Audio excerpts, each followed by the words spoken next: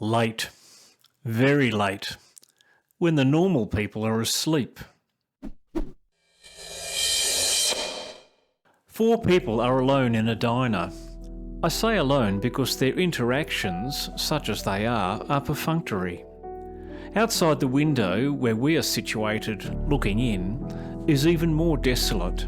The light is artificial and harsh. The unlit areas are worse.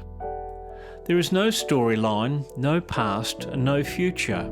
It's a slice of life, well, barely. The inhabitants of the night gather here for coffee, a drink, a cigarette, solitude. The server does his job, probably some guy on minimum wage. The business owner is already asleep. We see through a large Hopper-style window. I say that because, like other of his paintings, there are no reflections, no barriers between us and the subjects.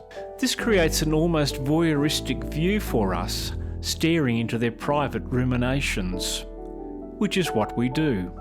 She looks uninterested in anything. She appears to be eating something but has not yet found the motivation to take a first bite. Not really hungry, she ordered it to have something to do with her hands.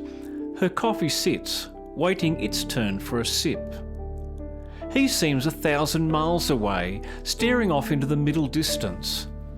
They seem to be together, sitting too close to each other for strangers.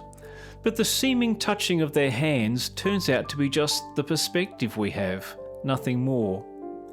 His hand is occupied with a cigarette. We're not even sure if it is lit. He seems to have a lot on his mind, or conversely, nothing at all. We can't tell. The time of hopes and dreams is now some distant memory for him. The present is filled with the small actions of nothing better to be doing. Because a coffee and a cigarette with the Nighthawks is not about caffeine and nicotine. It's about filling in the time between now and then. The other customer is mostly interested in his drink, another socially acceptable prop that allows him to sit and ruminate. He is not looking at them. He is not looking at anything important. His glass may be his only focus. We're not sure. The Nighthawks are out because they don't want to be home. The late hours are where you mix with your own kind, others who keep to themselves, others not satisfied with life at home, others looking for comfort of being near people without having to go through the effort of actually interacting with anyone. The Nighthawks, whose conversation begins and ends with a signal to the server to fill up their drinks.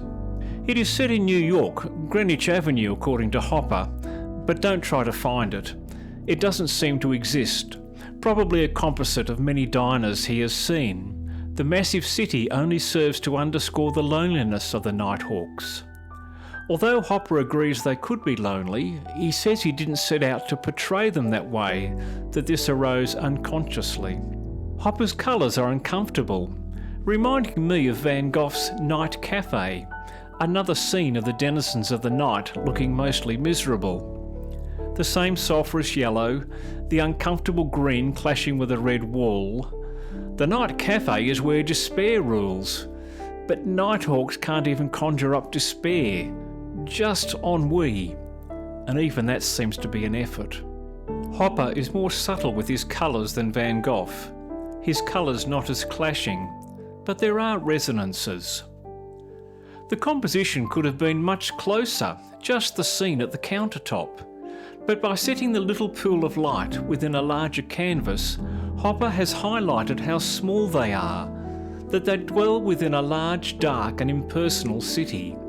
Their thoughts, actions and interactions are small beer in the grand scale, and they know it. If you attempt to put any feelings onto the inhabitants of the diner in Nighthawks, you will quickly find yourself unsure. Like many other Hopper paintings, the absence of narrative allows us to ponder our own thoughts. That for some, life doesn't seem to have a driving purpose.